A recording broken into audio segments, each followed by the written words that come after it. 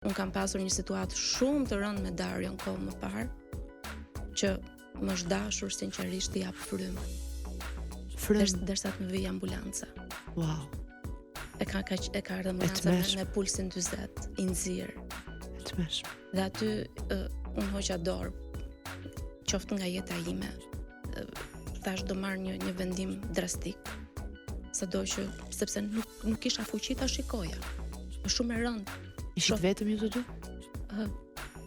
Ishte një situatë vërtet shumë e rëndë sepse bashkëshorti im sa kishte dalë nga spitali nga një aksident dhe ishte edhe më e rëndë sepse shifja një baba që s'mundej. Zot. Aty u dorëzova, por fatmirësisht mbasi Dario u kthyen në jetë sepse realisht nuk ishte mirë në spital me trajtimin që u mor. Ishte Angelo ai që më tha, mami, sot e tutje do merrem unë.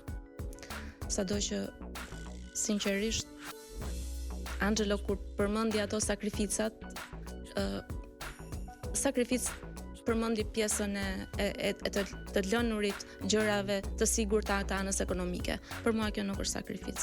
Sakrifica më e madhe që Angelo ka bërë ka qenë që të shkoj nga Tirana në Tërmi për një orë.